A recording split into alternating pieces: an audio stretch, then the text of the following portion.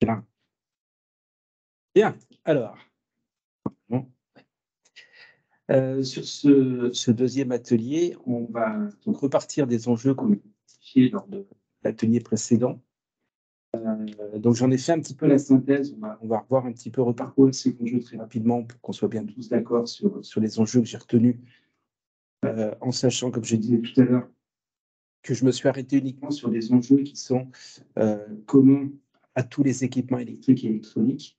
Je ne suis pas rentré sur des cas particuliers qui pourraient considérer peut-être que certains équipements. Une fois qu'on a identifié ces enjeux, on va voir qu'il va falloir identifier maintenant des exigences pour répondre à ces enjeux. Donc, on va essayer de réfléchir un petit peu aux solutions que l'on peut retenir pour répondre à ces enjeux. Alors, répondre à ces enjeux, ça veut dire, alors, dans les enjeux, on peut considérer certains enjeux comme des risques, vraiment, en entière. Et on verra qu'il y a des exigences qui peuvent permettre de soit réduire un petit peu le risque, parce que vous savez que le risque, c'est un petit peu la confrontation d'une gravité et d'une criticité. D'accord. Donc, en jouant sur certains, en s'appuyant sur certaines exigences, on va pouvoir peut-être pas complètement effacer le risque. Je prends un exemple qui est très simple, c'est sur la consommation d'énergie. On aura beau faire tout ce qu'on veut, un équipement électrique et électronique, ça va consommer de l'énergie dans son utilisation. D'accord. Mais l'exigence va permettre de limiter le plus possible cette consommation. Et puis, on verra qu'il y a d'autres exigences qui permettent carrément de mettre sous contrôle certains enjeux, certains risques, de les éviter. Ça peut être un référentiel qui va bannir, par exemple, la présence d'une substance. Quand on est sur un référentiel de type 1, c'est tous le type 1, ça répond à une norme qui s'appelle la norme ISO 14024, qui va effectivement définir ce que c'est qu'un label de type 1. Le label de type 1, il est construit au départ sur la base d'une expertise et surtout par une commission de normalisation, c'est vraiment sur la base d'un consensus. Et puis derrière, les candidats à ce label devront faire d'apporter toutes les preuves à un évaluateur indépendant, l'évaluation indépendante, qui va effectivement attester au regard de ces preuves que le produit répond bien à l'ensemble de ce cahier des charges. D'accord. Et là, donc, on pourrait éliminer un risque sur certains enjeux. Ensuite, une fois qu'on a identifié ces exigences, on verra que il y a différents leviers juridiques aujourd'hui dans la commande publique. Il y a de la spécification technique, la condition d'exécution. Spécification technique, c'est bien un critère de recevabilité d'une offre. D'accord. Donc, là, on voit que c'est un levier quand même très fort qui va permettre justement d'exiger des choses importantes. Il y a la condition d'exécution, qui est ce protocole qu'on va mettre en place, qui va obliger le fournisseur à suivre un petit peu des obligations dans le cadre de l'exécution du marché. Il y a des critères d'attribution, de mieux-disance, qui vont pouvoir effectivement, avec lesquels on va pouvoir valoriser une offre au regard, je dirais, de sa performance, au regard des critères qu'on aura établis. Voilà, pour en citer quelques-uns. Donc, on verra justement, en fonction des exigences qu'on aura identifiées, quel est le levier finalement juridique qui s'y prête le mieux et qui aura plus d'effet. Alors, ces leviers, on verra qu'on va prendre aussi en compte la maturité du marché pour les définir. Si on avait, par exemple, intégré une spécification technique, donc un critère de recevabilité, alors qu'il y a très peu d'acteurs du marché qui répondent à ces exigences, qui présentent du matériel qui répondent à ces exigences, on aura un marché infructueux. Donc, ce n'est pas la solution. Et donc, par exemple, le critère de mieux-disance pourrait effectivement permettre de ne pas forcément trop restreindre la concurrence, mais malgré tout de valoriser encore une fois l'offre qui répondra à cette exigence. Et bien sûr, quand on montre des choses à le fournisseur va devoir vous prouver un petit peu ces choses-là. Donc, on fera un tour d'horizon des modes de preuve, parce que c'est souvent un petit peu ce qui manque aux acheteurs, ça, les modes de preuve. En fait, c'est des fois l'impasse. Exactement, on n'ose pas trop, parce qu'on se dit comment on va vérifier cette exigence. Donc, on verra qu'il y a des documents qu'on peut demander et on va retrouver effectivement sur les matériels. Je vous montrerai quelques exemples de documents. On va retrouver toute cette information. Et la plupart des documents que je vous présenterai sont cadrés par des normes aussi. D'accord. Donc, c'est des documents sur lesquels on peut vraiment s'appuyer je ne dis pas que le risque zéro, ce n'est pas. Peut-être qu'il peut y avoir de la falsification de documents, ou les gens qui attestent des choses, soi-disant regardent une norme et puis qui ne respectent pas forcément les exigences. Parce que c'est du déclaratif, quoi. Alors, c'est du déclaratif, mais les documents, on verra, il y a des documents, les profils environnementaux correspondent normalement à une norme très précise. Donc, le cadre est apporté, etc. Alors, il y a un autocontrôle qui se fait. C'est un peu comme quand un fabricant de voiture vous dit ma voiture, elle consomme 5 litres au 100 km et elle génère 120 grammes de CO2. Au départ, c'est une information qu'il nous apporte, mais pour vous dire ça, lui, c'est appuyé sur une norme. Et s'il triche, les concurrents, ils savent qu'il a triché. Parce que, donc, souvent dans certains secteurs, les concurrents sont les premiers clients d'un fabricant, et puis des autres matériels, ils le testent, etc., pour voir un petit peu ce qu'il y a derrière. Ça se passe comme ça un petit peu souvent dans le matériel. Donc, il y a même un autocontrôle, je dirais, de ces choses-là. Et puis, en cas vraiment de problème, s'il y avait un litige ou quelque chose comme ça, il y aurait effectivement des conséquences juridiques assez importantes pour le fabricant. Voilà, donc ça reste relativement fiable. Et puis, on verra qu'il y a tous ces labels aussi qui se servent de mode de preuve, parce que ces labels, pour la plupart, couvrent tout le cycle de vie du produit. Donc, vont imposer des exigences qui vont concerner tout le cycle de vie du produit. Donc, soit on pourrait demander à ce que le produit réponde à l'ensemble des exigences de l'écolabel, ou à son équivalence, ou alors qu'il réponde simplement à une partie des exigences de l'écolabel. Voilà, c'est ce que je vous ai dit la dernière fois. Quand on est sur un marché, alors quand on achète des ordinateurs, et je ne sais pas si l'hôtel de la région achetait, Île-de-France achetait, renouvelait tout son parc d'ordinateurs, il est clair que les marques vont se positionner dessus. Et même si elles n'ont pas ces labels sur lesquels on s'appuierait pour définir notre niveau d'exigence, ils apporteraient malgré tout la preuve que, sans être titulaire de label, ils y répondent. D'accord ?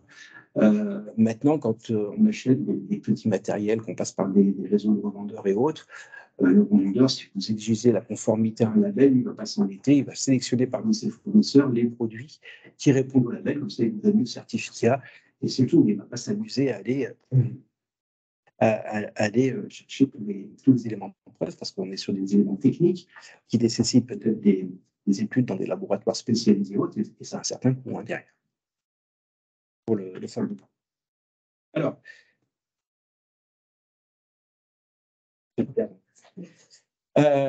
au niveau des enjeux, donc vous savez qu'on les avait identifiés, on avait parlé du cycle de vie. Ce qui est important de faire ce travail d'identification des enjeux autour du cycle de vie, c'est d'oublier certains enjeux d'abord importants sur une des étapes, et puis c'est aussi d'avoir une vision assez exhaustive de tous ces enjeux pour voir s'il n'y a pas de transfert de pollution. Parce que certaines fois, on va penser faire mieux, par exemple, sur les matières premières, mais peut-être que les matières premières alternatives que le fabricant va prendre pourraient générer, par exemple, un autre impact sur la phase d'utilisation, sur la phase de fin de vie. D'accord ? Donc, il est très important d'avoir cette vision assez précise. Alors, le premier enjeu qu'on avait déterminé, c'est que tous ces matériels électriques et électroniques, leur fabrication génère des pressions très très fortes sur les ressources naturelles, et que beaucoup de ces ressources aujourd'hui, je dirais, d'abord se raréfient. Il n'y a qu'à voir le lithium, le cobalt, etc. Il ne faut pas oublier aussi qu'on est rentré dans aujourd'hui une transition écologique, où on promeut justement tous ces matériels ou même véhicules électriques et autres, et que pour répondre à cette transition, il va falloir qu'on consomme encore de plus en plus de ces ressources-là. D'accord ? Et comme elles ne sont pas éternelles, qu'elles ont une limite, et bien à un moment donné, ça risque de poser un problème. Donc il est très important aujourd'hui, effectivement, de veiller à ces ressources. Je passe également tous les impacts environnementaux qu'il y a dans l'extraction de ces matières premières. On en parlait un petit peu l'autre fois, mais effectivement, des atteintes très fortes à la biodiversité, ça va générer également pollution. Pourquoi ? Parce que quand on extrait de la ressource, notamment des minerais, on a besoin de beaucoup d'eau, beaucoup de produits chimiques également. Donc ces produits chimiques vont justement impacter la qualité de l'eau. La qualité de l'air également, puisque extraire tout ça, il va falloir de l'énergie, et l'énergie va générer des gaz à effet de serre, etc. etc. D'accord ? Mais en tous les cas, la pression sur les ressources naturelles, ça, c'est déjà le premier point sur lequel on va travailler. Deuxième point, la présence de métaux lourds ou de substances préoccupantes dans la fabrication même du matériel. D'accord? Dans tous les produits électroniques et électroniques, on retrouve effectivement des substances préoccupantes qui ont, elles aussi, je dirais, un impact très fort sur l'environnement. Au niveau du transport, on avait parlé l'autre fois de pollution, de gaz à effet de serre, consommation d'énergie, et puis on avait parlé de l'emballage aussi, hein, oui. Ensuite, sur la phase d'utilisation, on avait parlé de consommation d'énergie. Dans la phase d'utilisation, les émissions de gaz à effet de serre qui sont générées par ces consommations d'énergie, hein, parce qu'il y a un lien direct, bien sûr, entre l'énergie et les émissions de gaz à effet de serre. Et puis, on avait parlé de l'obsolescence de ces matériels. Donc, tout ce qui est panne, etc. Voilà. Ensuite, on avait parlé de la fin de vie, on s'est dit, on est sur des D3O, avec tous les impacts potentiels, hein, que ça peut générer, là aussi, de la pollution, etc. Et là aussi, on a maintenant une source de matières premières. Hein. Si on arrive effectivement à valoriser le produit sur cette étape-là, et on vient solutionner déjà partiellement, en tous les cas, la première étape. D'accord? Donc, ce que je vous propose maintenant, c'est qu'on va reprendre chacun de ces 7 points-là que j'ai numérotés, et puis on va réfléchir justement aux exigences qu'on pourrait imposer dans le cadre de notre marché. Alors, on va parler encore une fois au sens large des équipements électroniques, mais on va essayer de regarder ce que l'on pourrait faire. Pardon. Alors, pression sur les ressources naturelles. À votre avis, qu'est-ce qu'on pourrait éventuellement imposer, exiger, pour être certain qu'on va limiter cette pression sur les ressources naturelles dans le cadre de notre marché?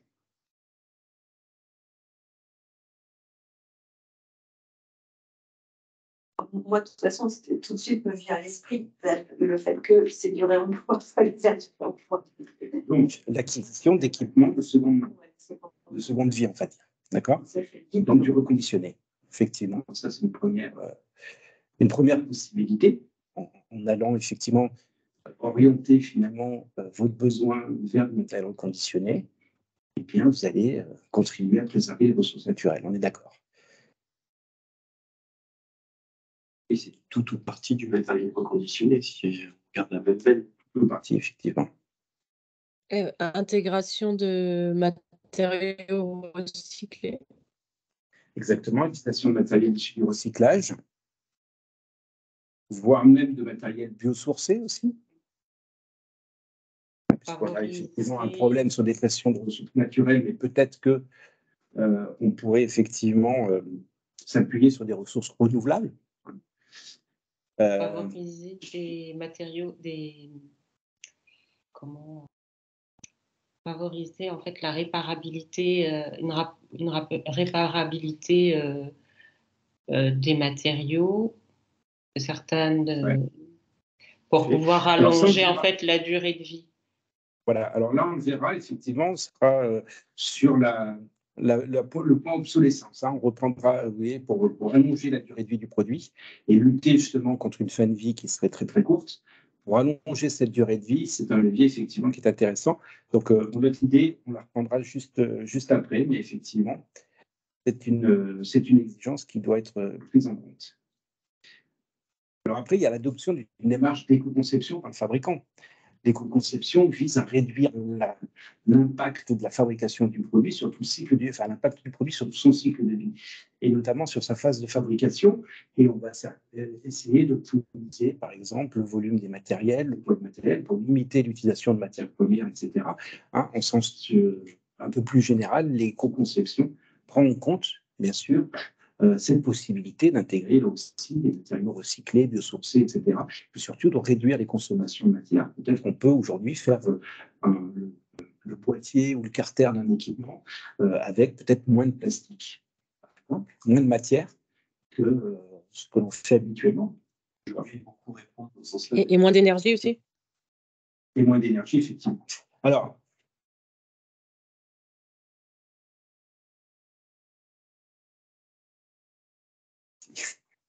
donc, les grands leviers disponibles, c'est ce que j'avais mis, l'adoption d'une démarche d'éco-conception par le fabricant selon la norme 14062, parce que cette règle, enfin, cette démarche d'éco-conception, elle est définie, elle est normée précisément. Et il va falloir effectivement, on verra quand on va essayer de traduire ça en exigence dans les éléments de consultation, s'appuyer sur cette norme ISO 14062 pour bien définir ce qu'on entend par éco-conception. Parce que l'éco-conception, ça reste un terme un peu générique. On pourrait l'interpréter un peu comme on veut. Là, l'avantage de cette norme, c'est qu'on est bien sûr le cycle de vie. Il y a vraiment effectivement des points essentiels à prendre. Donc, on pourra demander au fabricant, en cas d'une consultation, si lui a adopté ces démarches d'éco-conception au niveau de son matériel en s'appuyant sur cette norme ISO 14060. Et ce n'est pas du fabricant, c'est que eux, c'est des remonteurs, etc., qui demandent à leur fabricant. Exactement, puisque ça, c'est une exigence qu'on va appliquer au niveau du fabricant. Alors, si bien sûr, nous, on est face à des distributeurs, on va demander aux distributeurs qui se tournent vers les fabricants pour nous apporter la garantie, effectivement, qu'un fabricant a bien intégré ces démarches d'éco-conception quand il a fabriqué son produit. Donc, je vous disais, après l'utilisation de matériel issu du recyclage ou de matières biosourcées par le fabricant, donc ça, il va falloir effectivement qu'on incite marché à aller vers l'utilisation de ça. Donc, on verra un peu quel levier on va utiliser, mais ça, c'est une exigence aussi qu'il va falloir prendre en compte. Et puis, comme vous le disiez tout à l'heure, l'acquisition de l'équipement de seconde vie, le reconditionnement. Alors, les leviers juridiques, ils sont assez simples. L'adoption d'une démarche d'éco-conception par le fabricant selon la norme 14062. Alors, même si ça a tendance à se développer de plus en plus, les entreprises y vont de plus en plus, il y a certains segments d'achat qui sont peut-être pas encore très matures. Donc, moi, je ne vous conseille pas d'en faire, par exemple, un critère de sélection des candidats en disant le candidat devra avoir mis en place une démarche d'éco-conception, parce que là aussi, on risque de limiter peut-être l'impact, mais de valoriser effectivement un fabricant, d'en faire peut-être un critère de nuisance, où là, effectivement, si le produit qu'on achète a été conçu en adoptant cette démarche d'éco-conception selon la norme 14062, eh bien, on valorisera effectivement l'offre parce qu'on sait que le matériel qu'on va nous proposer, il y a toutes les pistes, on va dire, de réduction de l'impact sur tout le cycle de vie a été pris en compte, notamment sur ces ressources naturelles, puisque obligatoirement, ça rentre dans le cadre d'une démarche d'éco-conception. Principaux fabricants, modèles et compagnie, je pense. Alors, ils le font, en tous les cas, ils communiquent sur leur démarche. Après, ce qu'il faudra vérifier, c'est s'ils le font bien selon la norme 14062. Il y a des points qui sont. Donc, il va devoir décrire effectivement ce qu'il a mis en place par rapport à cette norme 14062, sur quel périmètre il a travaillé, etc. etc. Il y aura forcément des éléments à lui demander. Aujourd'hui, il n'existe pas de label sur lequel je pose un tampon parce que notre produit il a été conçu. Il n'y a pas de. Voilà. Mais en tous les cas, vous avez par contre cette démarche qui peut être expliquée par les fabricants et on va mesurer, analyser la pertinence de la démarche qui est décrite en s'appuyant sur des éléments aussi probatoires pour enrichir cette délégation. L'utilisation de matières issues du recyclage ou de matières biosourcées. Alors ça, on le verra. On pourra pour ça s'appuyer aussi sur certains référentiels, notamment des écolabels, pareil pour le premier cas, un peu comme source de preuve, on en reparlera.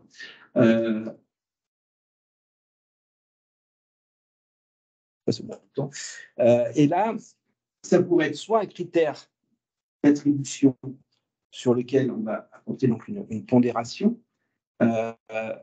J'insiste beaucoup sur la pondération. Il faut, selon moi, ça n'a aucun sens de se définir une pondération qu'on va appliquer dans tous les marchés sur tous les critères. D'accord ? La pondération, elle doit être, je dirais, mesurée en fonction de l'effet qu'on souhaite. Si vous mettez 3 ou 4% ou 5% sur un critère, ce n'est pas ça qui fera la différence. Vous n'atteindrez pas votre exigence. Si par contre, sur un critère d'attribution, parce que vous savez, alors, je vous avais donné l'exemple du pneumatique l'autre fois, je vous en avais pas parlé de ça, de la performance d'un pneumatique.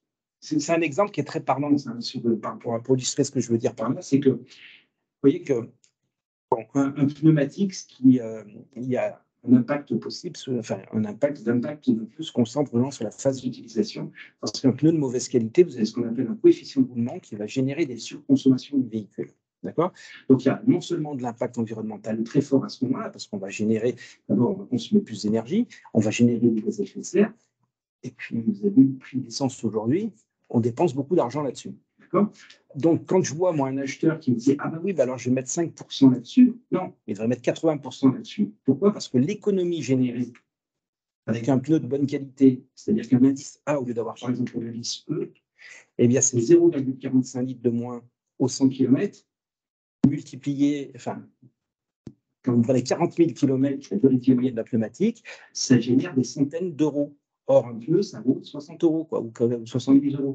Donc, vous allez en fait vous autofinancer les trains de pneus de très bonne qualité par les économies que vous faites. Vous voyez, c'est d'aller vers la moins-disant sur un pneu, dire je mets 5% pour voir sa qualité, ben, vous allez toujours avoir votre pneu pas cher qui aura un impact très fort et qui vous coûtera très cher à la sortie.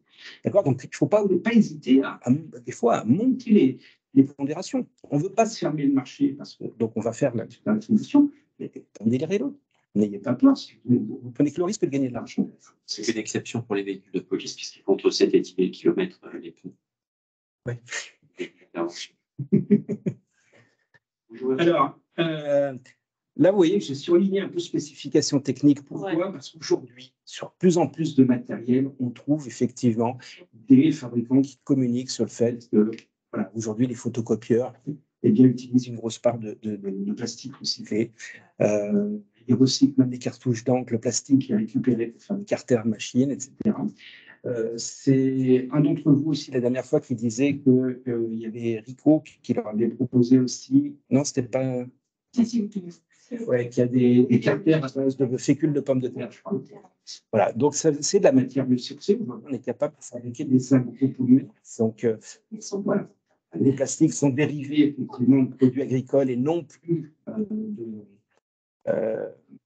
pétrole. Alors après, on pourrait, si on rentrait vraiment dans le détail, je pense que certains agropolymères aujourd'hui sont tout autant impactants que certains polymères, parce que on a des technologies qu'on maîtrise encore peu. Et puis, il ne faut pas oublier aussi qu'on a besoin de nourrir une population. Hein. Si on affectait tous les terrains agricoles à fabriquer du plastique, les prix des produits agroalimentaires vont augmenter, vont exploser, vont se raréfier, parce que c'est ce qui s'était passé avec les Américains qui faisaient des biocarburants à base de maïs. Vous allez acheter au Mexique, et puis au Mexique, c'est la denrée de base de l'alimentation mexicaine, mais les cours avaient explosé. Les producteurs préféraient vendre aux Américains plutôt qu'aller vendre au marché à la population locale, parce qu'ils gagnaient plus d'argent, mais ça allait poser d'autres impacts. Hein, donc, il faut être assez prudent aussi. Et en spécification technique, est-ce qu'il faut mettre un pourcentage? Et donc, il faut se tenir. Bon, je sais pas, le papier, je dis si je mets 100%. Ouais. Alors, moi, ce que je vous propose, quand il y a des spécifications techniques comme ça, on ne peut pas demander ce qu'il y a de mieux, parce qu'on va se mettre peut-être trop la concurrence, d'accord, surtout ce qui est dans le jeu-là. Bon. Ce que je vous propose, enfin, ce que je vous conseille de faire, c'est de faire un petit peu s'inspirer de la doctrine de l'État. L'État, aujourd'hui, dit un critère d'attribution ne doit jamais être utilisé seul. Il faut associer une spécification technique à un critère d'attribution. Par exemple, dire je veux que minimum 20%, enfin, qui est 20% de matière recyclée qui rentre dans la conception du matériel, par exemple. Donc ça, c'est une spécification technique. Je n'accepterai pas un appareil qui a moins de 20%. Par contre, ça peut être imposé. D'accord? Donc, j'impose un seuil minimum qui va être de 20%. Et au-delà, entre 20 et 100%, eh bien, je vais mettre un critère d'attribution pour valoriser celui, finalement, qui, au-delà de ces 20%, va utiliser le plus de matière première. De matière recyclée. Il faut faire quand même un sourcing en amont quand on aide un peu les derniers là, parce que pour la sympathie, par exemple, moi je suis incapable de dire est-ce que j'ai même 10, 20, quelque chose. Pour le papier, je me suis renseignée, bon, j'ai vu que c'est beaucoup. Vous pouvez mettre 100%, il n'y a pas. Voilà, vous pouvez mettre 100%, et sinon, voilà, c'est là, par exemple, à l'heure actuelle, je ne sais pas, sur un ordinateur Dell classique, le bien, là, combien de pourcentage Non, mais il faut effectivement, le sourcing, hein, c'est quelque chose dont on a parlé la dernière fois qui est très très important. On dit toujours qu'un acheteur devrait à minima passer 15% de son temps à faire du sourcing. Minimum. Je peux dire, on était quoi. Enfin, quels acheteurs parce que c'est la course. Parce que oui, ce qui caractérise un acheteur, c'est qu'il est toujours pressé. Je ne connais pas un acheteur qui a du temps. Il y a un dossier qui arrive, c'est sur un veille, donc il faut le rap. Donc, c'est clair que c'est un problème. Mais, alors, après, on peut aller aussi sur les sites des principaux fabricants et regarder, parce qu'aujourd'hui, ils sont tous une partie sur leurs engagements, sur les contrats et autres, et aller regarder sur quoi ils communiquent. Et s'inspirer de ça. S'il y en a 3-4 qui vous disent qu'ils utilisent 50% de matière recyclée, bah, vous savez, vous pourriez imposer jusqu'à 50%, c'est parce que les acteurs principaux le font.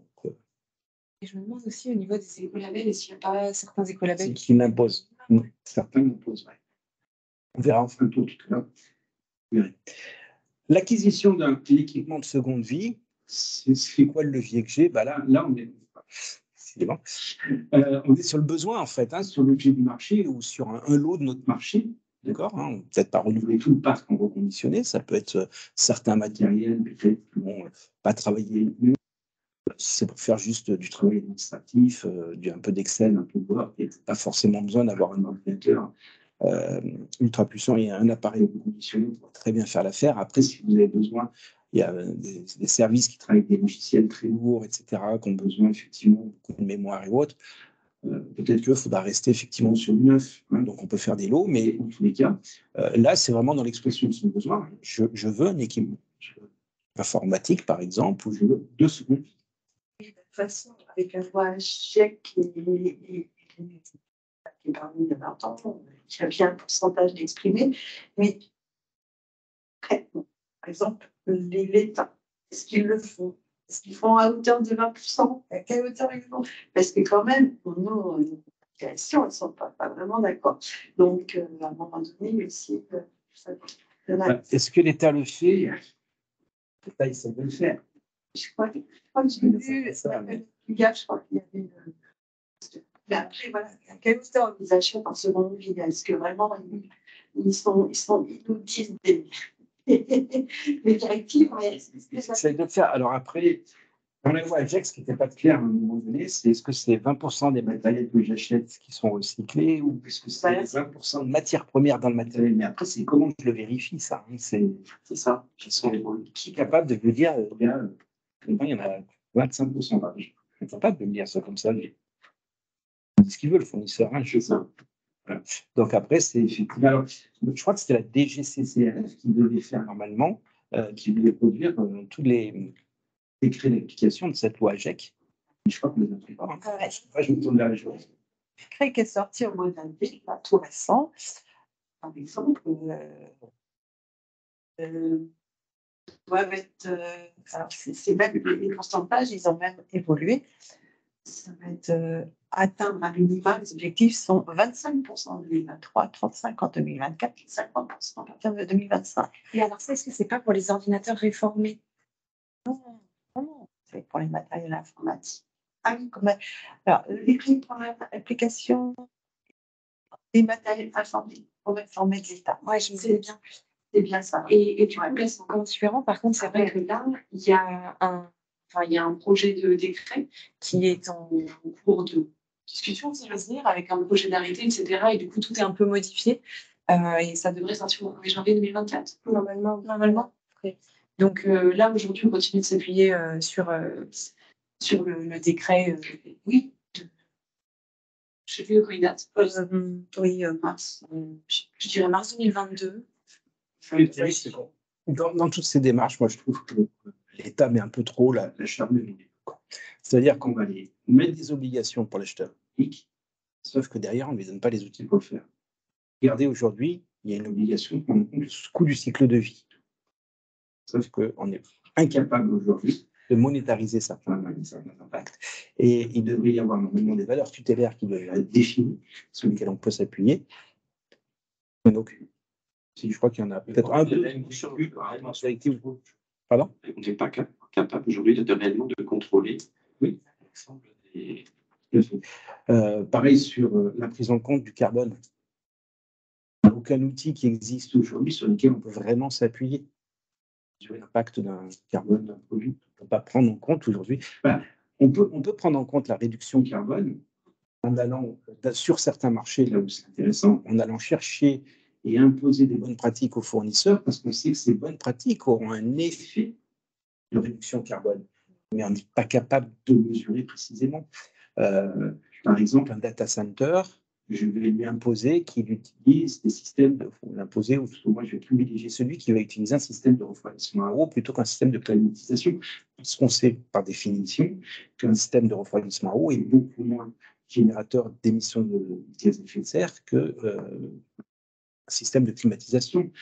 Si je demande aussi à un data center s'il a mis en place une certification ISO 50001, donc sur la performance énergétique, ça veut dire qu'il étudie toutes les possibilités de réduire ses consommations d'énergie, ça générera effectivement moins de gaz à effet de serre. Si j'achète de l'acier recyclé plutôt que de l'acier vierge, je sais que ça générera, parce que ça, je peux trouver des valeurs sur les bases de l'ADEME, etc., mais c'est des valeurs génériques, donc pas des valeurs que je peux utiliser pour comparer un fournisseur par rapport à l'autre, vous voyez ce que je veux dire?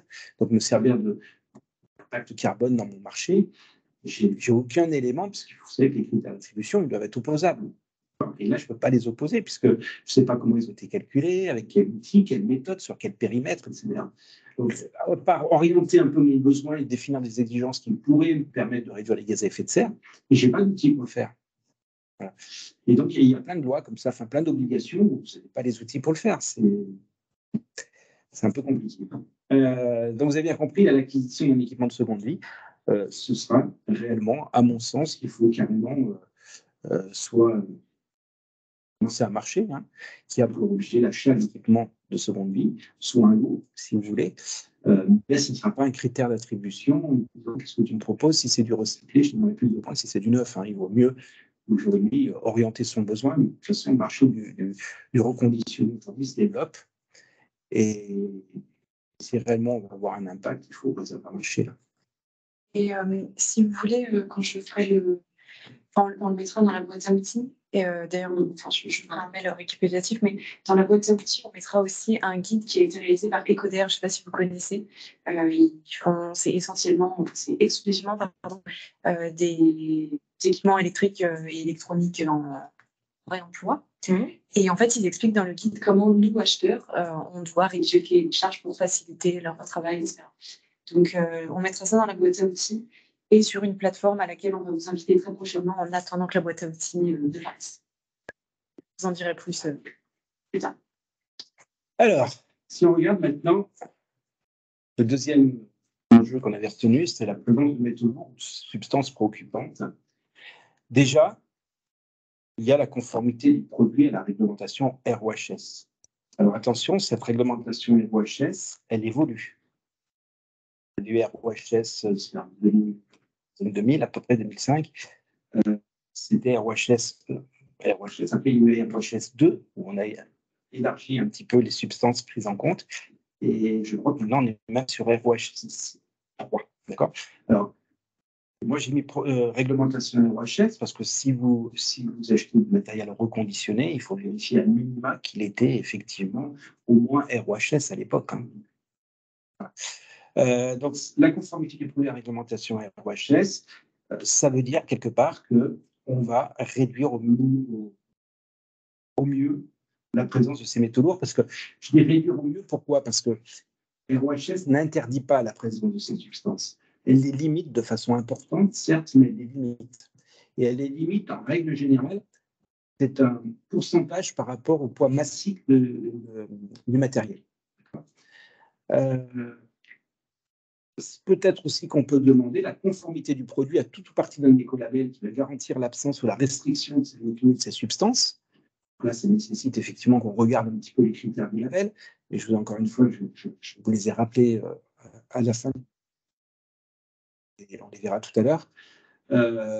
Et puis, on peut regarder la performance ou la conformité du produit au regard de critères issus de la fiche technique, du profil environnemental ou de la déclaration IT-Eco du produit. Alors, je vous présenterai aussi ça en mode de preuve, puisque c'est des éléments en fait qui sont riches d'informations sur lesquels vous allez pouvoir vous appuyer. Ces documents, c'est ce que je vous disais tout à l'heure, ils sont normés. Et vous allez voir, on en préparera quelques-uns, ils sont riches d'informations. Une déclaration environnementale, enfin le profil environnemental, la déclaration UTIO, là, c'est à peu près 7 pages sur lesquelles il y a une multitude de critères qui sont analysés et déclarés par le fabricant. Ça concerne même l'emballage, etc. Enfin, c'est assez riche. Alors, la conformité du produit à la réglementation RoHS. Alors, on pourrait dire que dans les achats responsables, qu'on parle de, c'est la prise en compte de la RSE dans les achats. Or, on dit toujours que la RSE commence là où s'arrête la réglementation. C'est-à-dire que quelque part, c'est tout ce qui est un petit peu au-delà du contexte réglementaire, hein, la RSE. D'accord ? Répondre uniquement à la réglementation, ce n'est pas de la RSE. D'accord ? Mais pourquoi je vous mets quand même ? C'est hyper important, surtout sur des petits produits électriques et électroniques qui seraient importés et qui ne seraient peut-être pas forcément contrôlés. Je pense à tous les goodies maintenant, enfin tous les petits objets publicitaires connectés, etc. Ça peut venir par certaines voies d'importation qui vont peut-être échapper au contrôle, enfin à la réglementation RoHS, au marquage CE, etc. Donc, je rappelle, sur les petits produits électriques et électroniques, voilà, de faire attention. Les accessoires informatiques aussi, vous avez un utilisateur qui va trouver un lot en Asie pas cher, il va l'acheter, et puis il n'y aura peut-être pas forcément de réglementation RoHS. Je regarde. C'est noté direct. Alors, c'était noté avant, mais maintenant, comme un produit, normalement, pour être vendu sur le marché européen, il doit être marqué CE. Alors, c'est le marquage CE qui atteste, hein, qu'il est RoHS, obligatoirement, mais donc le RoHS n'est plus forcément écrit. On le retrouve, on peut le voir sur certains matériels, mais c'est au moins le marquage CE. Voilà. C'est lui qui va garantir que le produit est conforme à la contrefaçon. RoHS, ça veut dire quelque chose. Oui, c'est un truc en anglais, c'est restriction, hasard de substances, mais c'est la restriction des substances dangereuses, en fait. Ça touche, au départ, ça touchait métaux lourds, après c'est passé à 12, 11, et puis là, la recherche, je ne sais pas. Après, il va falloir vérifier, donc je vous l'ai dit, la conformité. Le micro. Non. Donner les métaux, enfin ce qui est dangereux sur le cadmium, le mercure, le chrome. Ouais. Le chrome hexavalent en général. Les produits flammes qu'on met là. Alors, la conformité du produit à tout partie d'un label de type 1 qui garantit l'absence ou la restriction des métaux et substances. Alors, j'insiste beaucoup, hein, quand je parle de label, c'est tout le temps de type 1. C'est les écolabels officiels, ceux qui sont acceptés dans les règles de la commande publique, d'accord, parce que vous avez beaucoup aussi de labels privés. En fait. Les labels privés, c'est ni plus ni moins des petits logos, des petites marques que vont développer les entreprises. À chaque fois, on voit EcoProduct. Bon, ça, c'est la plupart du temps des allégations qui reposent uniquement sur les déclarations de fournisseurs. Il n'y a aucune légitimité derrière. Et puis surtout, c'est des labels. Oui, tout à fait. Mais ces labels, vous ne pouvez pas vous appuyer dessus, d'accord ? Parce que vous auriez parce que celui qui a cet écolabel, c'est le site. Il y avait un fabricant, par exemple, de matériaux de construction qui avait développé un label. Et quand il y a eu, je sais que certains acheteurs publics s'étaient fait taper sur les doigts parce que quand il avait défini les matériaux de construction, il s'appuyait sur le label. Or, c'est le label d'une marque. Mais dans la je n'étais pas sur la bonne. Ah si, c'est moi qui en fait j'ai voulu aller voir parce qu'il y a un guide. Mais en fait quand je sors ça change tout. Il y a le CGDD, là, le Commissariat général au développement durable, qui a sorti un guide des allégations environnementales mis à jour il y a quelques mois et je voulais aller y jeter un œil, mais du coup je suis coincée. Donc je me note juste qu'il faudra que je l'ajoute dans la boîte à outils. Ouais, ça peut être intéressant, surtout s'il est à jour. Parce que oui, mais il date de quelques mois. Jusqu'à présent, on verra qu'il datait de Mathusalem. Voilà, je crois qu'il datait de 2010, 2013. Et là, il est tout neuf. Il est tout neuf. Alors, la performance ou la conformité du produit au regard des critères, on l'a vu. Alors, ce que je voulais vous montrer, c'est que la conformité du produit, ça va être on rappelle dans les spécifications techniques, hein, le matériel devra répondre à la réglementation RoHS, au marquage CE, on a différentes façons de le formuler. Quand on demande la conformité à tout ou partie d'un écolabel, alors, soit c'est un critère d'attribution pondéré, soit c'est une spécification technique. Pourquoi j'ai surligné spécification technique, c'est que là aussi, même s'il n'y a pas beaucoup de matériel titulaire d'écolabel, beaucoup de matériel répond aux exigences de l'écolabel. Ce que je vous avais expliqué la dernière fois, on est sur des produits qui évoluent très vite, qui ont des durées de commercialisation. Et comme la certification ACLabel est onéreuse, et en plus elle prend du temps, en règle générale, entre le moment où le produit sort, qui commence à passer des tests, et le moment où il va recevoir son attestation comme quoi il est conforme, le produit il est déjà en fin de commercialisation. Donc ça n'a aucun intérêt économique pour les fabricants. Mais malgré tout, ces fabricants ont des produits qui répondent à cet écolabel. Parce qu'il faut savoir qu'un écolabel, et j'insiste beaucoup là-dessus, c'est pas des seuils d'excellence, hein, c'est des seuils de référence en règle générale. Je vous l'ai dit, c'est des commissions de normalisation, c'est tous les acteurs du marché qui se mettent autour de la table, et c'est un peu la foire d'empoigne. Hein. C'est quels critères on peut mettre dans le label pour que moi je puisse l'avoir et que mon voisin qui est à côté, en direct, ne puisse pas l'avoir. Moi, j'avais participé une fois à un groupe de travail sur le matériel d'écriture, hein, sur les streams. Entre celui qui dit moi mon stylo il est responsable parce qu'il est 100% recyclé, l'autre il va dire bah oui moi il est rechargeable, l'autre il va dire ah oui mais moi comme Bic je fais 4 grammes de plastique pour faire 3 km d'écriture, donc il y a un rapport poids matière kilomètre d'écriture qui est imbattable, et ils ont tous le bon argument aussi pour dire que leur produit finalement est écologique.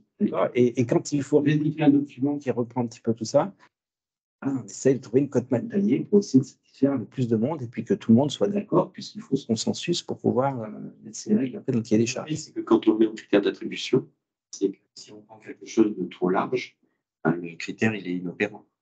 Parce que tous vont pouvoir rentrer dedans. Exactement.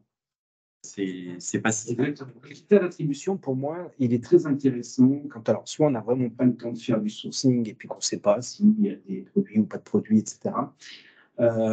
Ou alors peut-être, bah oui, parce que c'est un moyen quelque part de sonder un peu le marché. Je vais passer un marché aujourd'hui, je mets un critère d'attribution, je vois comment le marché, les acteurs réagissent. Si je vois que personne répond au critère d'attribution, bah, ça restera encore un critère d'attribution de mon prochain marché. Par contre, si tout le monde y répond facilement, bah, j'en ferai une spécification technique, par exemple. C'est ça. Voilà.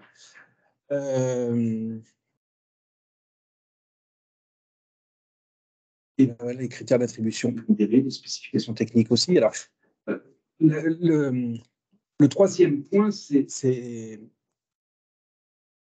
le deuxième point sont très, très proches l'un de l'autre, parce qu'en règle générale, votre label va vous imposer effectivement des niveaux de performance attendus sur différents critères, et tous ces critères, vous les retrouvez soit dans la fiche technique, soit dans le profil ou la déclaration éco du produit. D'accord voilà. Je l'ai mis parce que c'est aussi un moyen, quand elles sont normées, ces fiches. On peut aller voir une fiche d'un fabricant, aller prendre les différents critères et puis les mettre dans un cahier des charges et interroger tous les soumissionnaires au marché sur la base de ces critères, en demandant le document pour pouvoir comparer après les choses comparables. D'accord moi, je vous conseille vraiment, parce que ces marchés, ils sont quand même matures aujourd'hui sur ces questions-là. Donc, aller sur une spécification technique, le critère d'attribution. Moi, c'est vraiment plus l'outil le plus, entre guillemets, excusez-moi l'expression, je trouve pour les sociétés. Non, pour un acheteur. Le critère d'attribution, c'est là-dessus que vous allez vous faire taper sur les doigts s'il y a un problème sur le marché. Une spécification technique, c'est un critère de recevabilité. J'y réponds, je ne réponds pas. Il n'y a pas de discussion. Le critère d'attribution, derrière, c'est là où vous allez commencer à départager les offres A et les offres B sur des critères. Il suffit qu'il y a un problème, que celui qui ne va pas avoir le marché vienne vous embêter, et c'est là-dessus qu'il va vous embêter. Oui, c'est là-dessus. Et en plus, ça n'a pas de poids, souvent, parce qu'on va dire que c'est 5 ou 10% de la note, etc. Donc, finalement, on n'est pas très contraignant et en plus, c'est là où on concentre tous les risques juridiques dans l'attribution d'un marché. Donc, moi, je vous conseille le plus possible de mettre de la spécification technique. C'est binaire. Mais il faut qu'elle soit bien calibrée, ça. Mais si je vous ai surligné, c'est tous ces produits-là, vous pouvez y aller.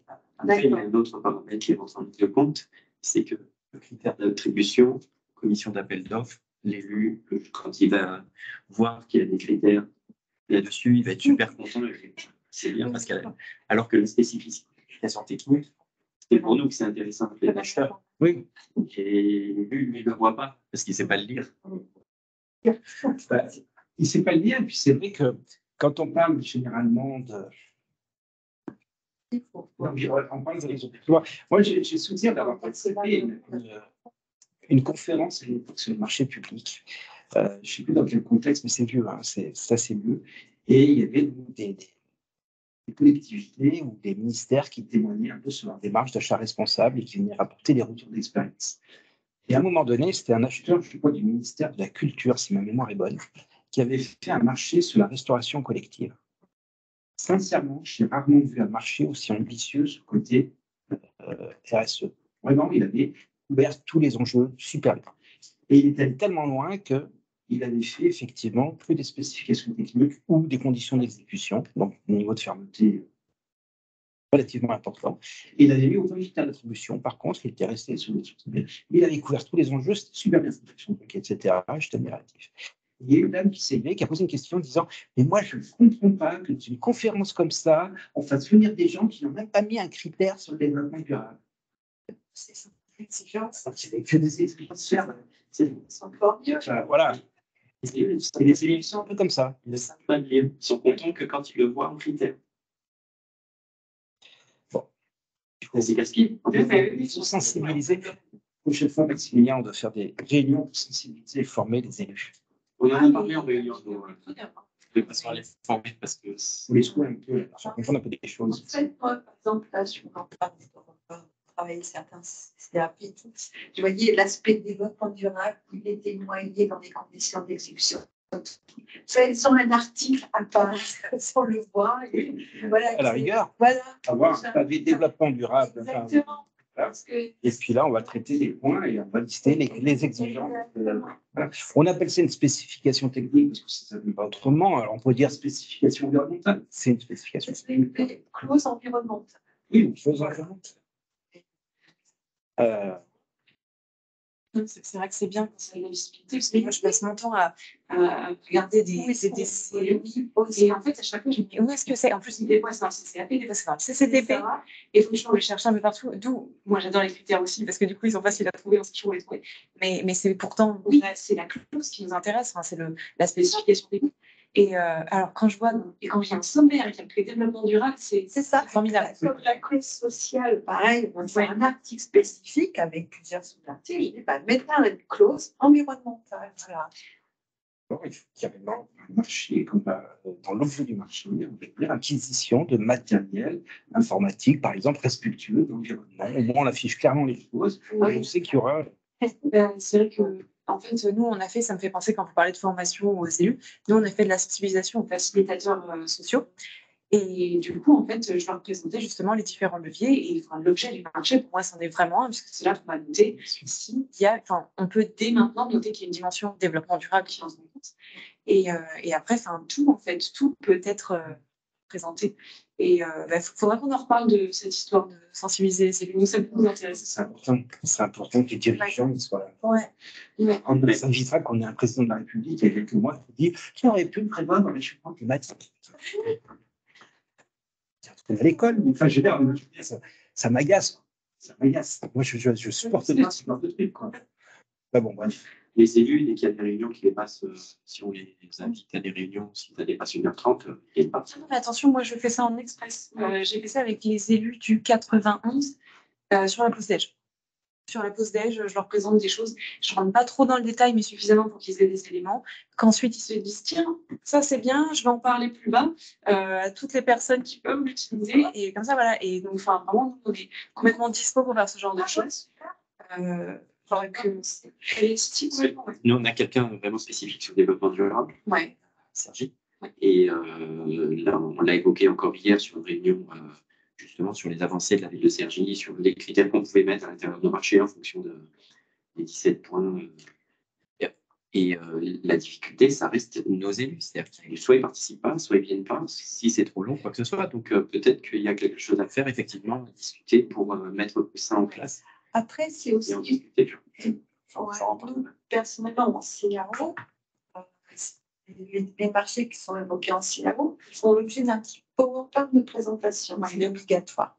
Et donc, dans le PowerPoint, on peut passer des messages. Là, j'en ai repris un, justement, en disant à la personne, faut mettre une ligne que ce marché rentre dans le périmètre de l'achat durable, parce que là, c'est un marché d'insertion. Mais ça, ils le voyaient, les directions métiers ne le voient pas du tout. Il faut l'ajouter.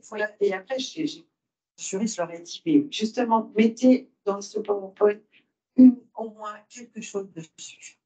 Ça, ils le voient.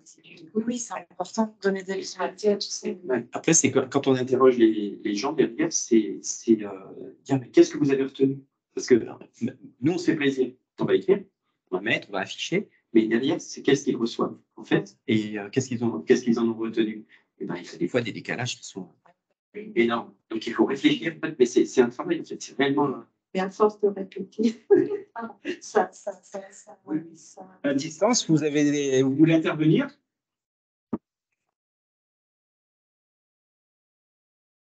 Non, pas spécialement sur le sujet. Nous, il y a une ligne politique quand même qui est donnée, donc c'est plutôt une aide. D'accord. On a vraiment une direction politique affirmée vers l'environnement, donc vers l'économie solidaire. Donc après, on a une feuille de route qu'on suit. Puis je pense que la plupart de vos organisations, vous avez établi un SPASER. C'est pareil, il faudra en discuter. On y va aussi. Oui, ça. Nous, on a obtenu un label numérique responsable il y a très peu de temps. Donc, il y a un certain nombre de démarches qui sont en cours depuis l'obtention de ce label. De ce label. OK. Alors, je fais une petite publicité. Sachez que l'AFNOR accompagne les collectivités dans la construction des SPASER et dans la mise en œuvre des SPASER. Hop, j'ai fermé la Management. C'est ma casquette VRP, qui. Allez, je l'arrange. Donc, tout ce qui est transport, pollution, énergie, merci, Anaëlle. Là, alors, sur la partie transport, on pourrait analyser les modes de transport utilisés. Alors, n'oubliez pas quand même que dans pas mal de catégories d'achat des équipements électriques et électroniques, vous avez une influence sur les fournisseurs qui est très, très faible. On ne peut pas leur imposer des choses. Donc, c'est assez compliqué parfois de leur imposer un mode de transport et autres. Voilà. Alors, si vous travaillez avec un distributeur qui vient effectivement derrière vous livrer, là, c'est un peu plus facile. C'est un distributeur local, généralement local, j'espère. Donc, voilà. Mais en tous les cas, vous pouvez effectivement analyser les modes de transport qui seraient utilisés par le fournisseur ou le prestataire de transport, mesurer et analyser la performance de son parc au regard des normes environnementales et aux émissions de CO2. Donc, je prends un exemple, une entreprise qui aurait effectivement un parc de véhicules qui répondent aux normes Euro 6, par exemple, ou un parc hybride ou qui roule au gaz naturel, et ça serait effectivement mieux noté qu'une entreprise qui viendrait avec un vieux camion diesel, en norme Euro 2, Euro 3. On va pouvoir regarder si le fournisseur adhère à un programme de réduction des gaz à effet de serre. En France, il y a un programme qui est très connu qui s'appelle Objectif CO2, transport, de marchandises ou de personnes, en l'occurrence de marchandises, et ou la formation des chauffeurs à la conduite écologique, éventuellement. Est-ce que aussi le fournisseur ou le prestataire a mis en place par exemple des hubs logistiques ou alors a contractualisé certains partenariats avec d'autres transporteurs pour éviter que les camions roulent à vide, par exemple.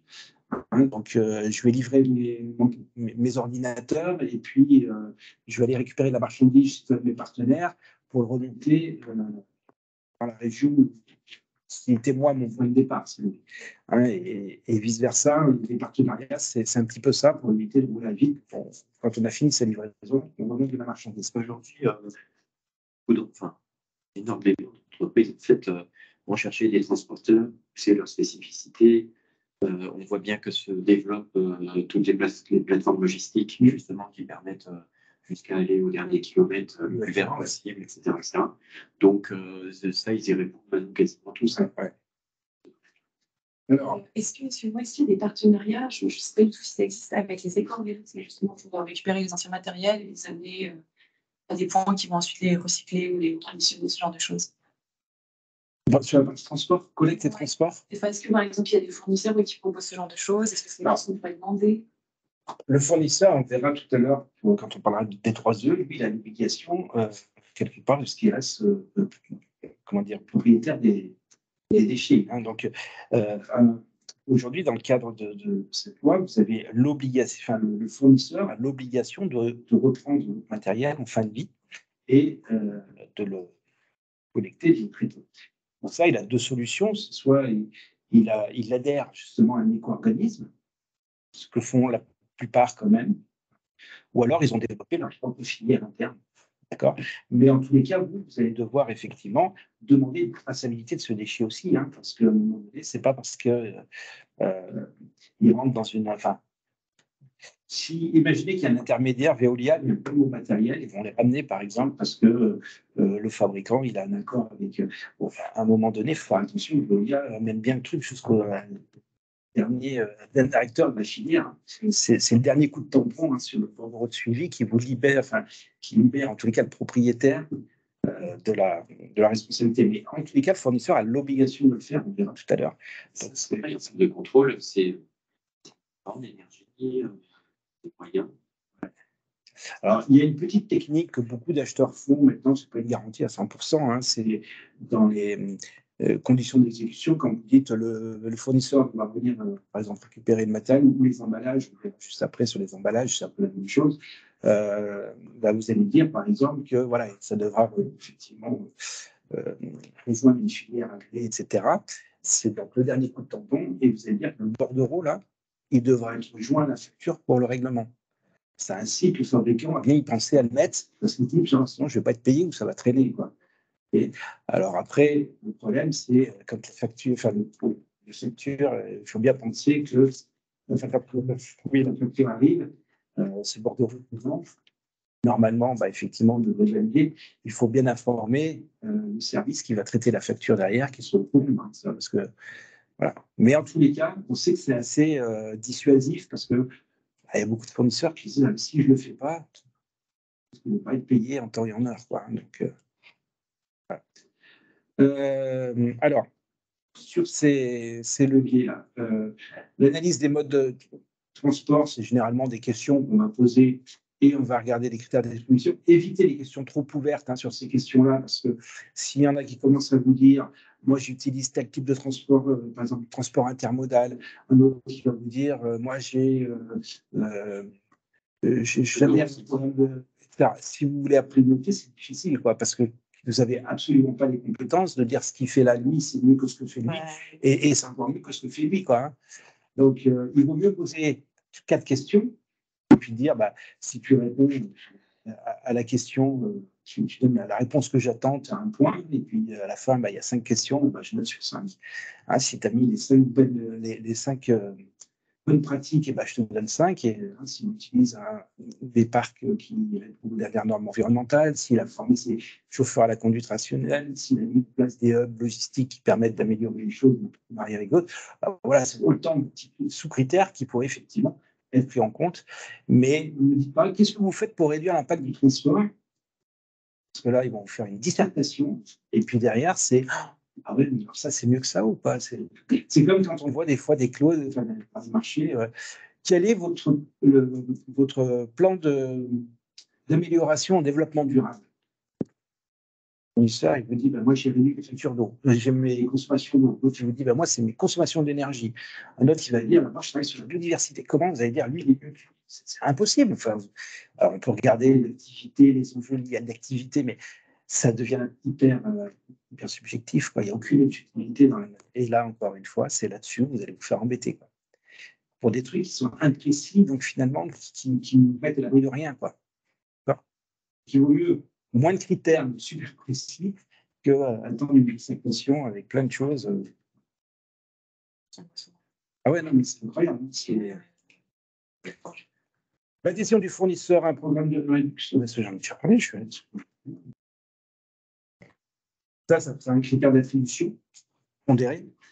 Là, vous n'allez pas mettre des conditions d'exécution parce qu'on est sur des marchés où vous livrez une fois, c'est du one-shot. Si vous deviez acheter, passer un contrat avec un transporteur parce que vous expédiez énormément de produits, vous, et vous allez avoir un contrat de 3 ans avec le transporteur, par exemple, pour rotation régulière, etc.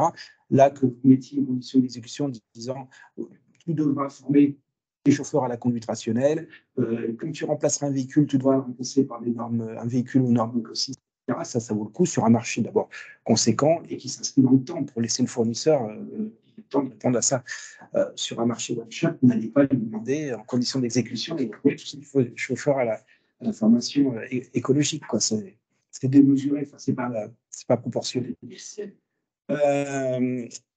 Et là aussi, enfin là, sur les trois, on est sur les critères d'attribution pondérée. Alors, l'optimisation des déplacements, les conditions d'exécution, et je faisais effectivement, je ne l'ai même pas noté dans ma parenthèse, mais les actions de dernier kilomètre.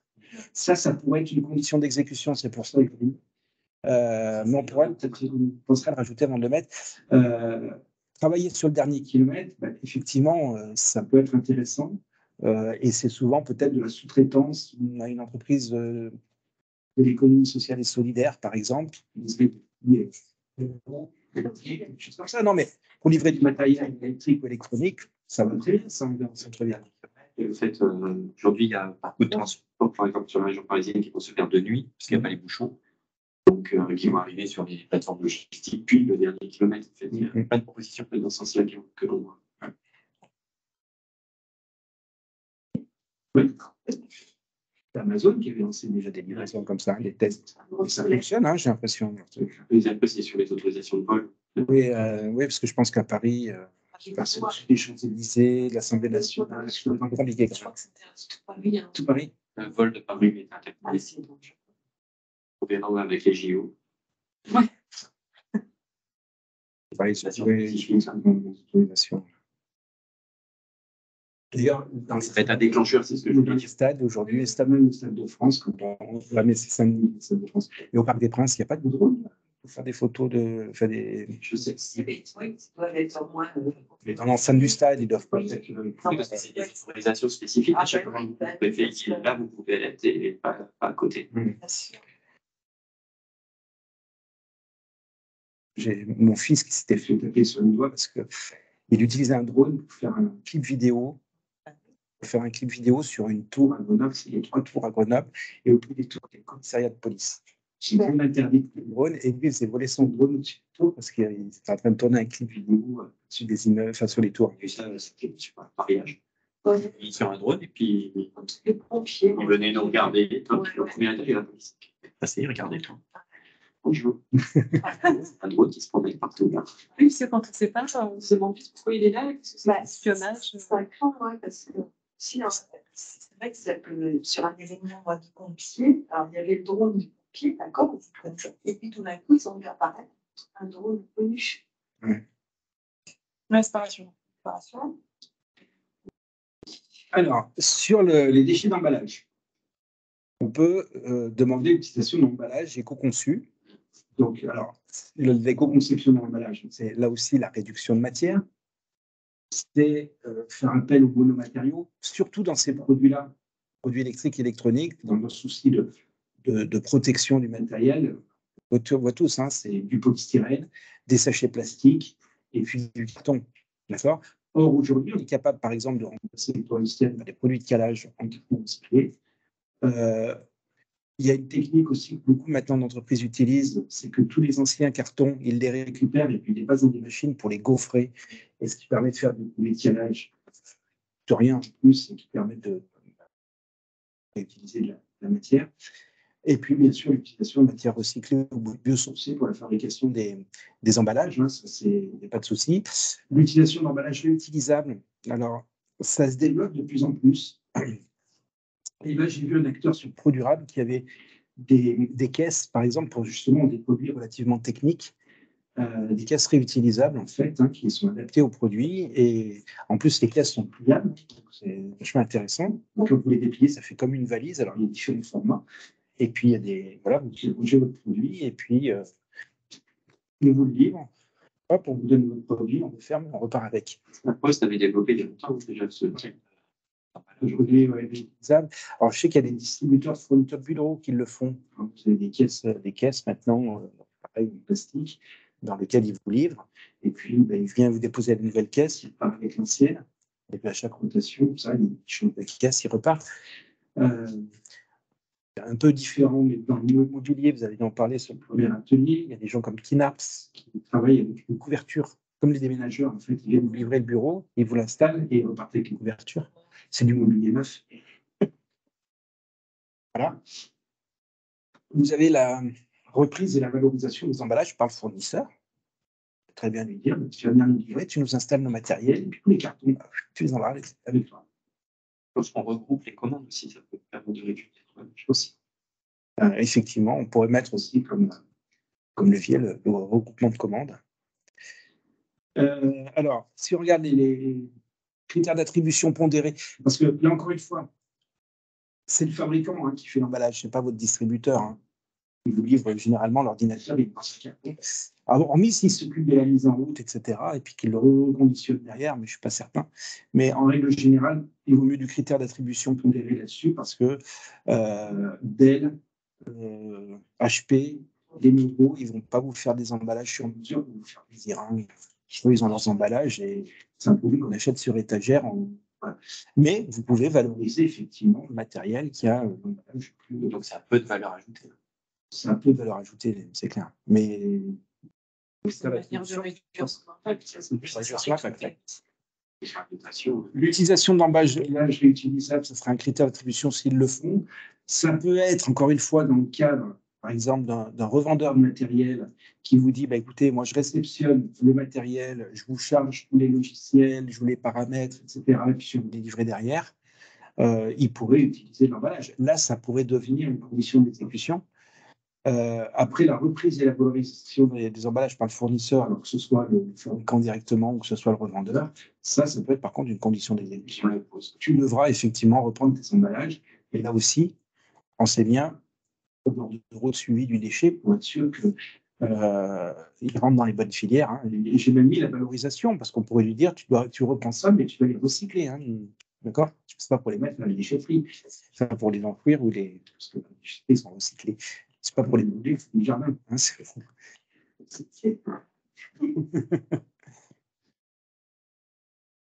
Voilà. Alors, les consommations d'énergie et les gaz à effet de serre. Voilà, les grands leviers, c'est de regarder la performance énergétique des équipements. Attention de bien préciser, quand vous allez poser la question, par exemple, quelle est effectivement la consommation énergétique de l'équipement, d'aller proposer, par exemple, en mode fonctionnement, en mode économie d'énergie, puis en mode veille. Parce que vous avez des fois des matériels qui paraissent, par exemple, très économes en énergie en mode de fonctionnement, et puis en mode veille, ils consomment un peu plus que les autres. Et globalement, quand on sait que les matériels restent plus souvent en veille qu'en fonctionnement, parce que le soir, les imprimantes, elles restent en veille. Je ne pense pas qu'il y ait quelqu'un derrière qui vient étonnamment vous débrancher l'imprimante. Donc, non, mais je veux dire, la durée de en mode veille est beaucoup plus importante. Donc, méfiez-vous, c'est pour ça que c'est intéressant de regarder les trois. Et de faire une estimation, vous savez, par exemple, que le matériel chez vous tourne en moyenne 4 heures par jour en continu. Par exemple, quand je dis continu, c'est que globalement, il est utilisé 10 minutes tous les quarts d'heure. Et voilà. Donc, on pourrait estimer à peu près le temps de fonctionnement en fonction de vos. Voilà. Et puis après, alors, mode économie d'énergie et mode veille, prendre l'un ou l'autre, mais regardez ce conformité de l'équipement à un label de type 1. Alors, j'ai mis comme Energy Star parce que j'aurais pu mettre comme tous les autres parce que tous les labels là aussi imposent une consommation énergétique maximum. Mais j'ai mis Energy Star parce que c'est le plus connu dans la consommation d'énergie, puisque c'est un label. Alors, il y a une particularité par rapport aux autres, c'est qu'il ne couvre pas tout le cycle de vie du produit, mais qui se focalise que sur l'enjeu énergétique et donc en phase d'utilisation. Voilà.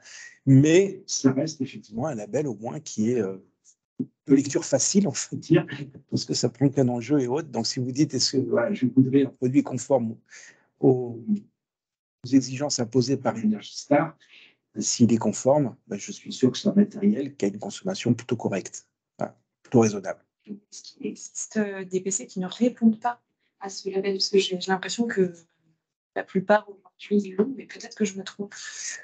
Alors, il y en a quelques-uns qui n'y répondent pas parce que, enfin, normalement, en toute logique, c'est comme ça qu'avaient fait les Américains. Parce que ça, à la base, c'est un label américain. C'est l'Agence américaine de l'environnement qui l'a mis en place.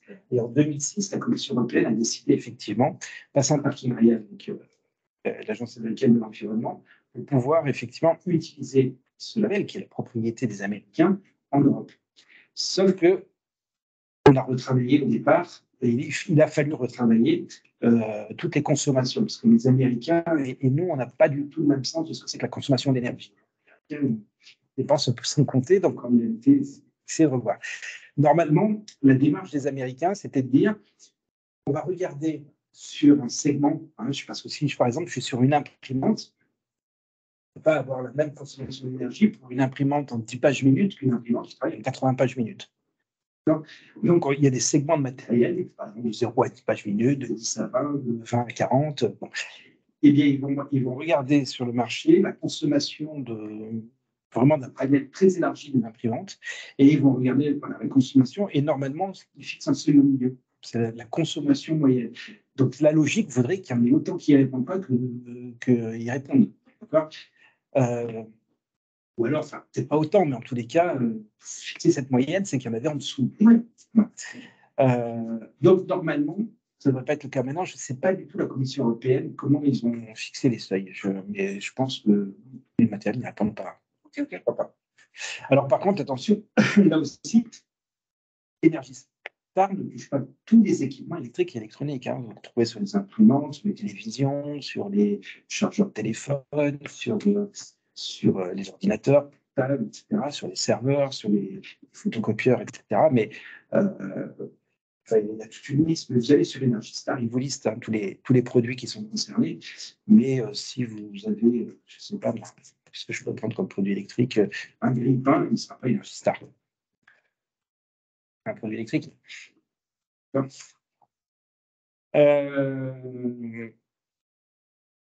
Alors, la performance énergétique de l'équipement, ça va être un critère d'attribution pondéré et une spécification technique. Je n'ai pas mis où, j'ai mis et. Alors, tout à l'heure, j'avais souligné mes et, mais je ne l'ai pas souligné, c'est à chaque fois. J'insiste sur le et parce que là, la démarche justement d'associer une spécification technique à un critère d'attribution a un intérêt. Je vais imposer une consommation moyenne. Je peux me baser sur l'énergie star, mais une fois valoriser celui qui aurait au-delà la consommation la plus intéressante. D'accord ?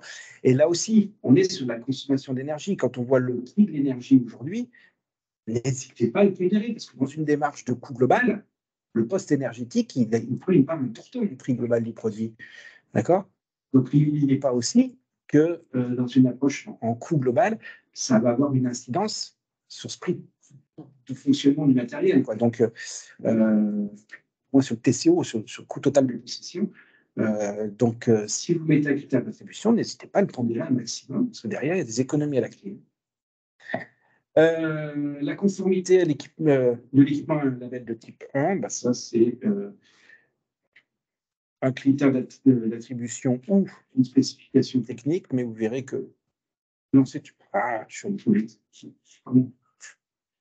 Voilà. Non, j'ai mis c'est une spécification technique parce que là aussi, l'énergie star, vous l'avez dit, on se demande même si tous les matériels ne sont pas, donc c'est qu'on en voit beaucoup.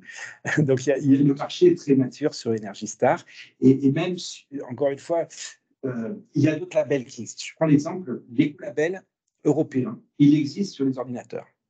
D'accord ? Il n'y a aucun matériel titulaire de cet écolabel parce que c'est les délais, les coûts, etc. Mais beaucoup de matériel y répondent parce que c'est un niveau de référence, ce n'est pas un niveau d'excellence. Et généralement, ces écolabels se calent sur Energy Star. Donc, ça sera une spécification. Quelles sont techniques pour la performance énergétique en premier et conformité à un label spécification technique?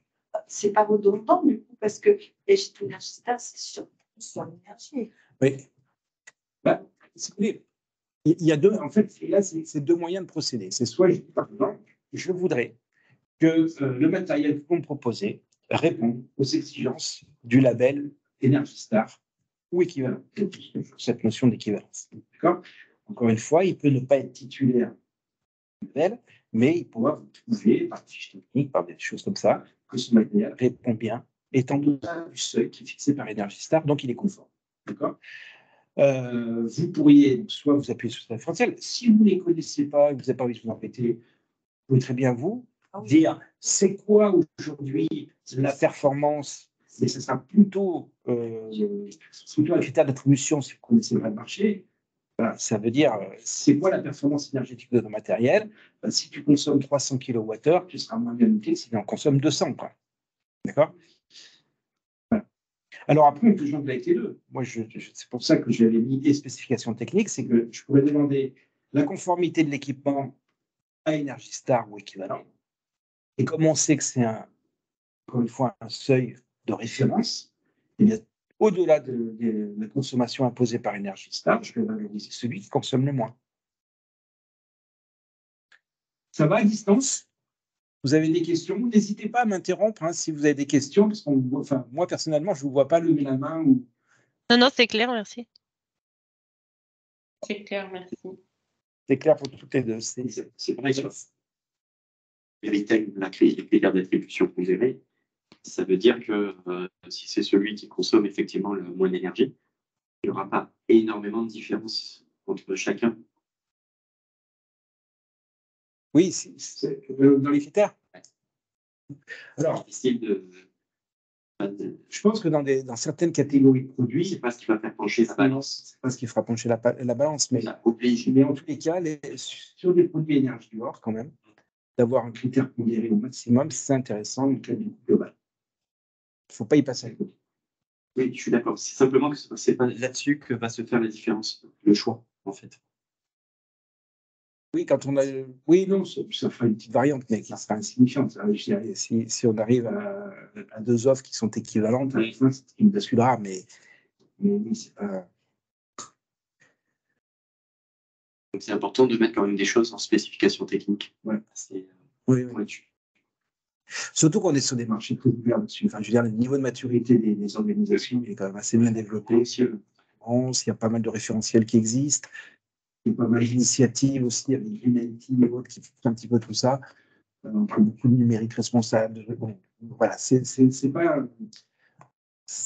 pas forcément des marchés qui sont fermés. Alors, après, il y a peut-être des petits produits de niche électriques qu'on n'utilise jamais.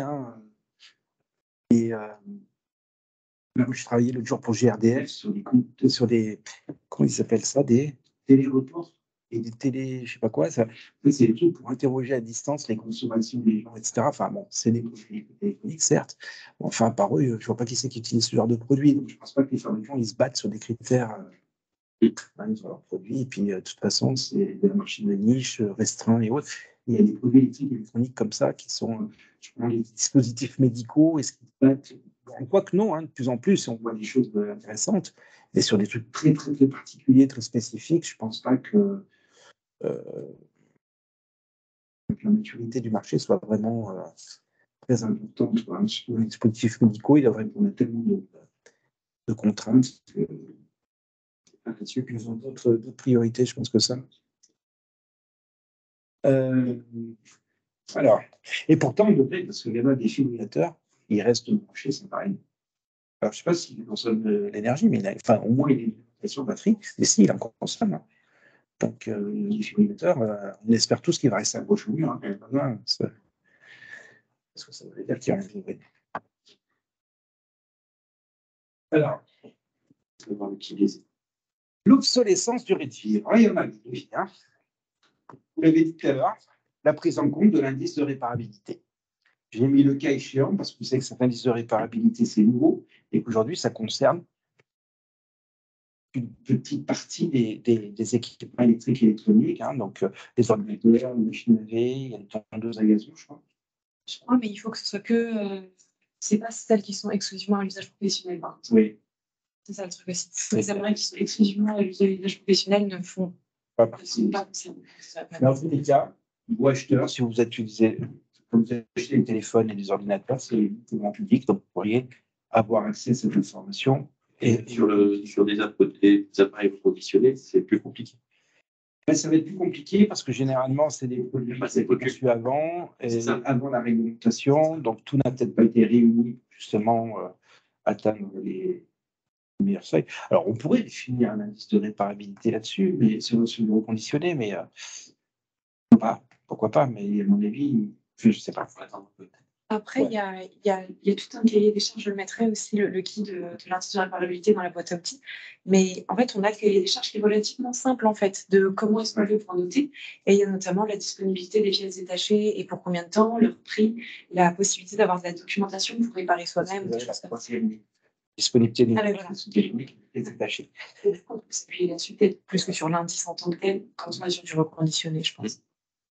Je vous avais mis ça justement parce que sur les familles d'achat où il n'y a pas justement cette indice de réparabilité, malgré tout, on peut s'appuyer sur la documentation technique et sur l'existence d'une documentation technique et l'existence de pièces détachées. Vous avez par exemple dans la téléphonie des gens comme Fairphone, il y a bien longtemps qui travaillent là-dessus. Et pourtant, il existe de la réparabilité quand les Fairphone existent. Ils sont déjà allés au Fairphone 4 ou 5. 5. Ah oui, ça doit être ça. Je crois que je vais essayer de l'acheter là en reconditionné. Je pense que c'est le 4 plus. Ouais, c'est ça. Il sort. Le 3, il fait des photos dégueulasses, mais il ne tombe pas en panne. Alors, c'est pas le truc. Voilà, c'est. On choisit, on est écolo ou on est installateur, quoi. Mais c'est pas. Merci bien.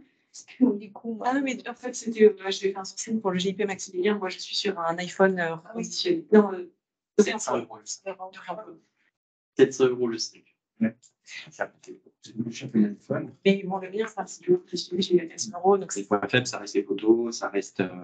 Il paraît que ça s'améliore. La charge rapide. Et le social aussi. Le social, en fait, chez Fairphone, ils essayent, mais ils font comme les autres parce qu'ils vont pas tous au même endroit pour aller chercher. Avec des mines certifiées. Ils sont obligés. Mais le cobalt. Je crois, il est quand même, je sais pas, probablement ils font en sorte d'eux, mais c'est pas de leur faute, c'est des trucs comme ça. Oui. De toute façon, on dit 80% du cobalt qui vient de la République démocratique du Congo et 80% ce sont de mines clandestines où là, il se passe donc c'est difficile. Alors, prise en compte de la question de réparabilité, ça c'est un premier levier. Conformité de l'équipement à tout partie d'un écolabel, parce que ça aussi, l'écolabel peut prendre en compte aussi la durée de vie, la réparabilité du matériel, etc. La disponibilité d'une documentation technique et des pièces détachées, donc ça c'est en lien avec l'indice de réparabilité. Une chose qu'on demande rarement, qu'on regarde, mais c'est les extensions de garantie. Parce qu'en règle générale, on sait qu'il y a une garantie, par exemple, de 12 ans sur le matériel. Peut-être que le fabricant propose des extensions de garantie sur 5 ans, ou des fois même ça peut aller jusqu'à 7 ans. Ça va donner la possibilité de pouvoir s'inscrire dans une. Si on veut vraiment travailler, par exemple, une démarche au coût global, s'inscrire sur une durée assez conséquente pour faire ses calculs.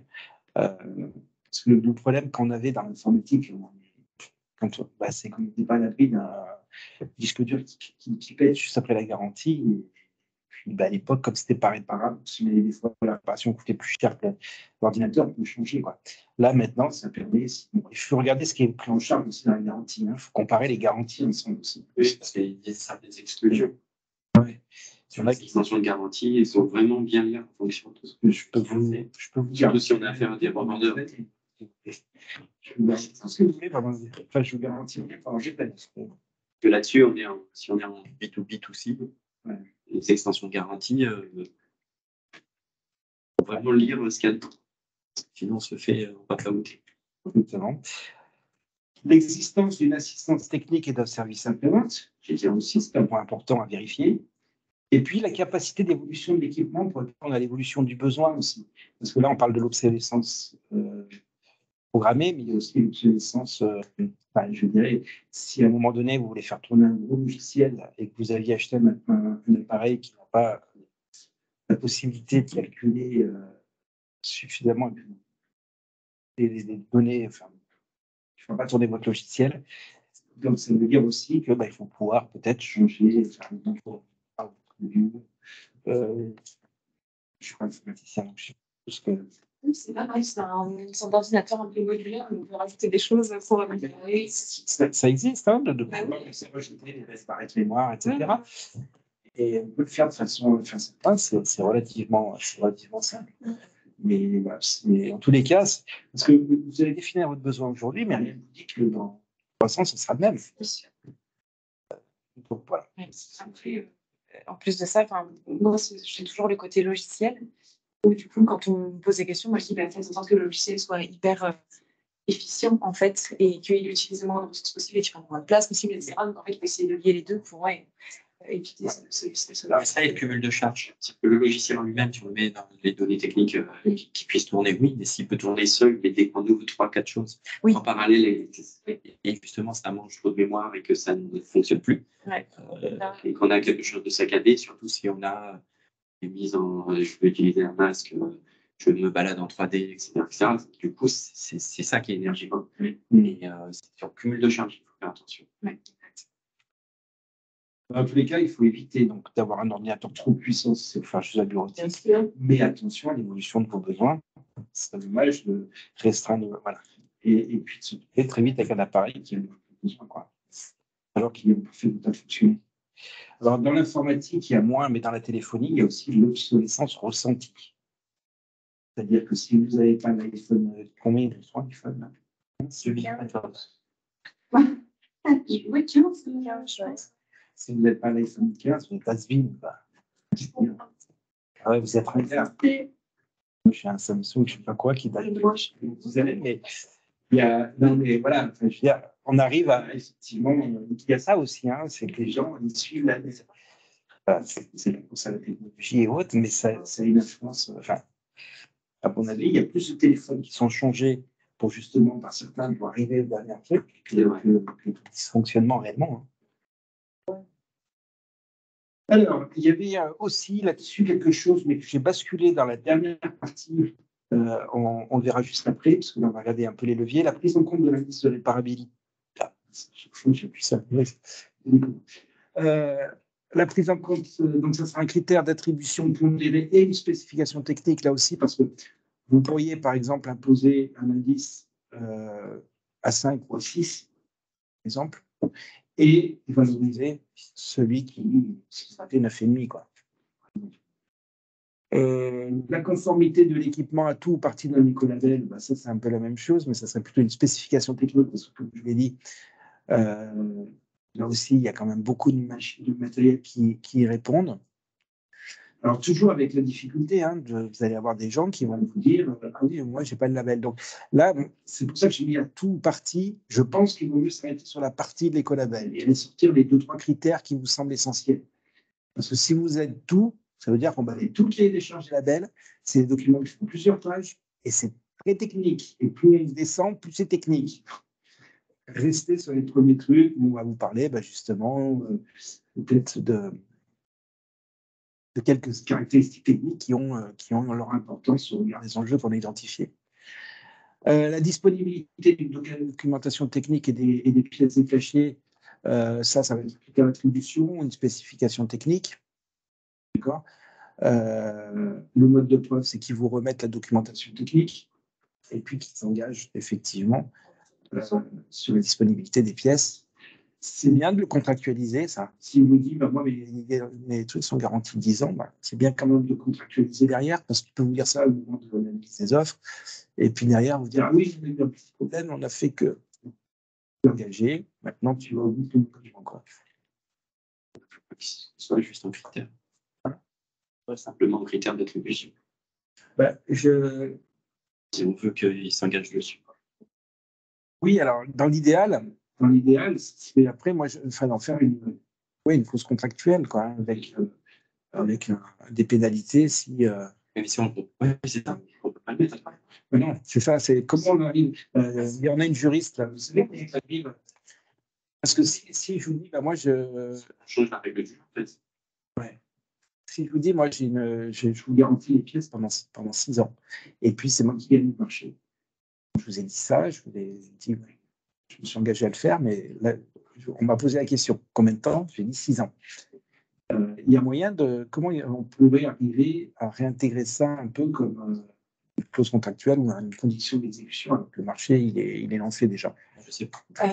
Non, D'un point de vue juridique, je sais Alors, pas. moi, j'ai juste déjà vu des personnes qui disaient, voilà, vous mettez une mémoire technique, donc mémoire technique avec le critère, en disant ensuite, voilà, le mémoire technique fait partie des pièces pièces contractuelles, D'accord. c'est par ordre de priorité décroissant.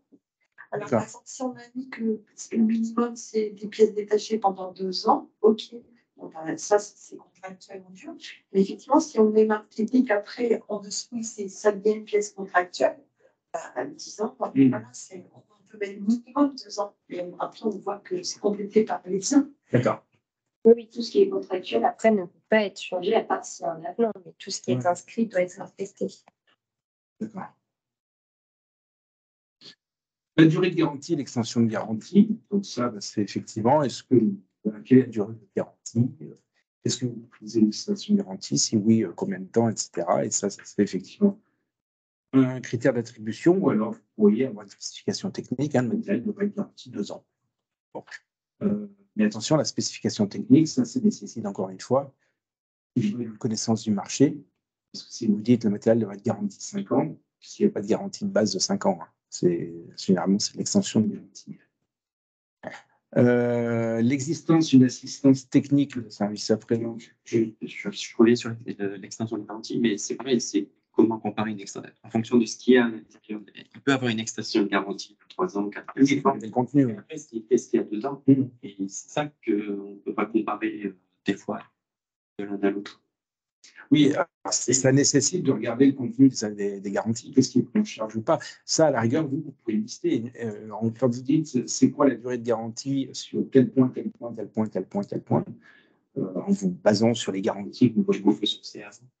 Toujours, enfin, c'est mieux. Hein, c'est difficile d'exiger des choses quand on ne connaît pas du tout parce que vous risquez de passer à côté et puis d'avoir un marché infructueux parce que personne ne pourra vous dire, non, moi, je ne peux pas vous garantir 200 ça, si vous l'avez.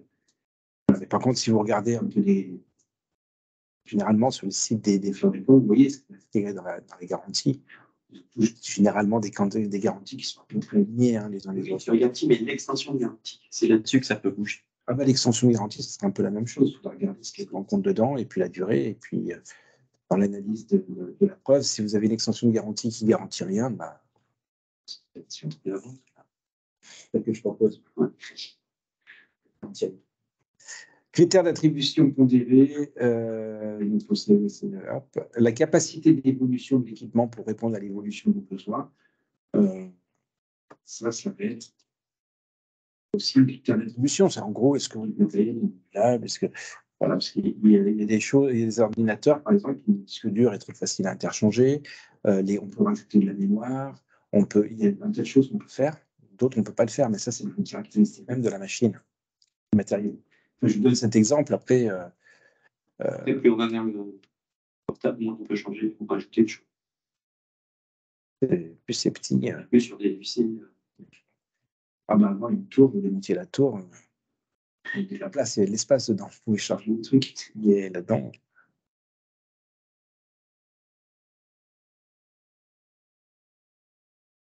La fin de vie.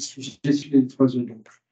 Les leviers, reprise, valorisation et traitement ou traitement de l'équipement par le fournisseur en demandant une traçabilité. Transmission de l'équipement à une structure agréée de la réutilisation du secteur de l'économie sociale et solidaire, par exemple, sous réserve des règles de cession ou de revente des matériels en vigueur, mais surtout dans vos organisations. Il y a sûrement des règles de revente des matériels, donc il faudra bien les respecter. Attention, mais ça, on n'est pas sur les critères environnementaux de l'économie circulaire. Attention aussi à la donnée personnelle, sur vos ordinateurs. Il y a plein de choses qui restent dedans, en mémoire. Il peut y avoir des fichiers qui intègrent la donnée personnelle ou même des fichiers de données sensibles liés à vos organisations. Donc, faites très attention à ça. Et puis, on peut le réutiliser au sein même de la structure. Aujourd'hui, votre ordinateur, il arrive au changement, mais tiens, là, il y a une personne qui utilise que du Excel et du Word. Il fonctionne encore, donc on peut effectivement transmettre ce matériel à d'autres personnes. Ou alors, on a moins de fonctionnalités, des équipements, des besoins qui sont moindres. peut-être que l'appareil, même s'il est plus sous garantie, même s'il n'y a plus de maintenance, même, il pourra peut-être durer tant qu'il dure, quoi.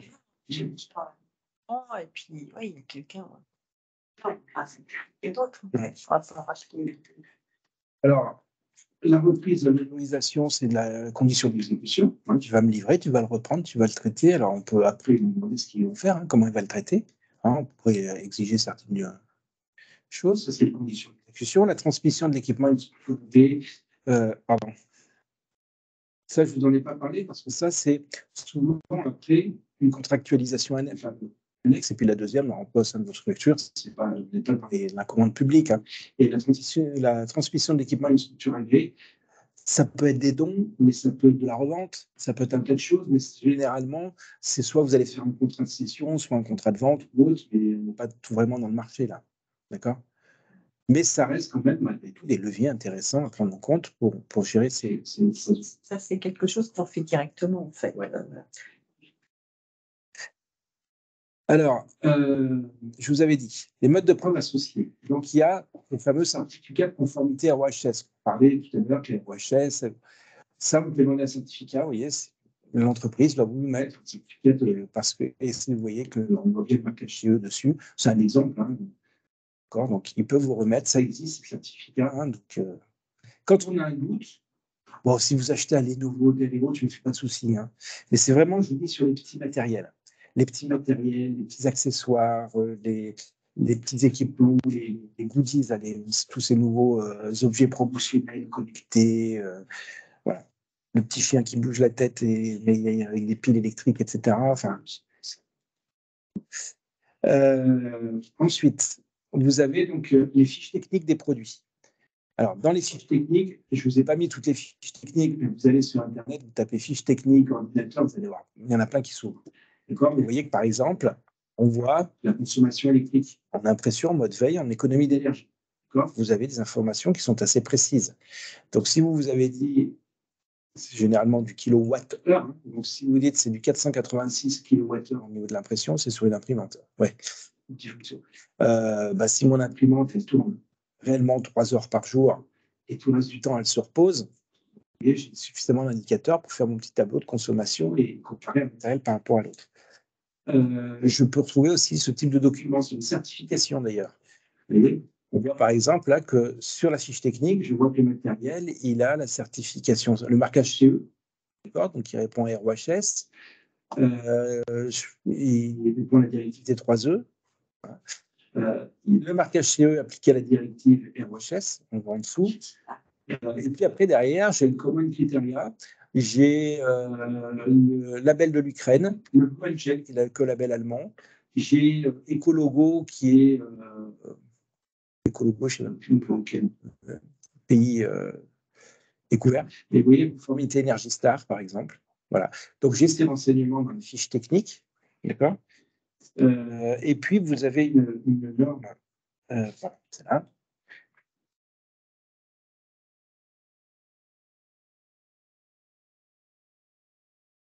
Faire ou... voilà. Donc, vous avez une norme qui s'appelle la ECN1 370. C'est sur cette norme qu'est construit ce qu'on appelle le profil environnemental, la déclaration ITAICO, là, ce que je vous disais tout à l'heure. Et là, si on regarde un petit peu le type d'informations que vous avez trouvé, alors c'est en anglais la plupart du temps, mais bon, moi je suis très mal à l'aise avec l'anglais. Hein. Je ne me demandez pas de traduire tout ce qui est écrit, je serais incapable. Et vous voyez, par exemple, sur les matériels et les substances, on voit si c'est oui, si c'est non. Alors, vous ne voyez pas le fond du document, c'est dommage, mais dans les légendes, il y a oui, non, et puis voilà. Donc, on voit quand le produit répond à certaines choses. On voit l'énergie, vous voyez, la consommation d'énergie, on a des informations sur les batteries. Et ça, vous en avez 8 pages, comme ça. Vous avez même ce truc sur l'emballage, voilà. On vous dit l'emballage, c'est quoi ça, on le voit d'ailleurs. Alors non, c'est les câbles. Les câbles, ils incluent du PVC. Vous voyez. Par contre, le PVC, c'est, on connaît, hein, c'est une matière plastique, mais c'est bourré de phtalates, par exemple. Les phtalates qui sont réputés cancérigènes. Donc on pourrait, si on avait exigé, et je crois que c'est Twin PVC. Il faut regarder, je n'ai plus la légende en tête, mais si vous aviez du PVC dedans, sachez qu'on pourrait bannir le PVC aussi, hein, parce qu'aujourd'hui on trouve des câbles sans PVC. Voilà. Vous voyez qu'il y a quand même une information qui est très riche derrière tout ça. Et puis, j'ai mes fameux labels, hein, comme je vous l'ai dit. Alors, il y a l'écolabel européen qui couvre les ordinateurs, par exemple. NF Environnement, c'est plutôt sur du matériel électrique, hein, sur, par exemple, les blocs de sécurité, ici, là. Petit truc vert, là, des blocs d'éclairage qui s'allument quand il y a une compétition, etc. C'est des D3E à la fin, hein. Et ça, c'est couvert par NF Environnement. Et puis, vous avez des luminaires aussi, qui sont sur les équipements électriques, qui sont couverts par l'environnement. Sur l'ange bleu, donc l'écolabel allemand, vous avez là des ordinateurs, des imprimantes, serveurs, il y a pas mal de choses. Pareil, soit d'un côté. TCO, c'est ne pas confondre avec le total cost ownership, hein, le total de possession. Et là, c'est quand vous avez cette espèce d'œil TCO certifié, c'est un écolabel suédois et très intéressant parce qu'il couvre la téléphonie, enfin, pareil, beaucoup autour des D3E, des 3E, pas des D3E, des 3E. IPIT, ça c'est une initiative américaine, mais beaucoup de gens communiquent là-dessus. Alors IPIT, c'est simple, vous avez 20, je crois, de mémoire. Hein, pardonnez-moi, ça vous donnera au moins un ordre de grandeur, mais c'est peut-être un de plus, moins de moins, de plus et deux de moins, mais je crois qu'il y a 23 critères qui sont fixés auxquels l'ordinateur ou le matériel doit répondre pour avoir ce label IPIT. Voilà. Et après, vous avez une bonne vingtaine de critères supplémentaires. Et en fonction du nombre de critères supplémentaires auquel le produit répond, eh bien, le produit sera IPIT bronze, IPIT argent ou IPIT or. Pour être IPIT, il faut un minima qui répond à des critères essentiels. Et là aussi, ça couvre tout le cycle de vie. Je trouve que c'est assez bien foutu. Et puis l'énergie star, mais qui lui a la particularité d'être vraiment du monocritère. On est sur l'énergie.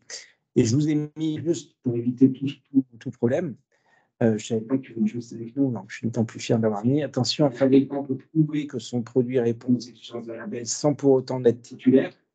Dans ce cas, il aura la charge de le prouver, mais le donneur d'ordre aura, lui, la charge de l'analyse des moyens de preuve. Et encore une fois, c'est compliqué, c'est très technique. Il faut des vraies connaissances. Hein. Donc, à un moment donné, il faut faire attention. Et si vous faites référence à tout un écolabel, en sachant qu'il y a beaucoup de produits qui ne sont pas titulaires de cet écolabel, mais qui y répondent, on vous fera la démonstration que, et vous allez vous retrouver avec des montagnes de documents et techniques analysés, et burn-out assuré. Non, mais donc, elle est là, notre limite. Oui, mais c'est pour ça que moi je dis, à un moment donné, faire référence à des écolabels sur des produits courants, quand le marché est très mature, il n'y a pas de souci. Fournisseur de bureau, vous pouvez y aller. Quoi. Les ramènes de papier, alors, franchement, vous pouvez y aller, vous poser des exigences, etc. Et le distributeur, il ne va pas s'embêter à aller vous démontrer qu'il va. Enfin, il vous donnera le certificat, comme ça, c'est vite prouvé. Quoi. Mais sur ces produits très techniques et où il n'y a pas beaucoup de titulaires, vous avez ce risque-là.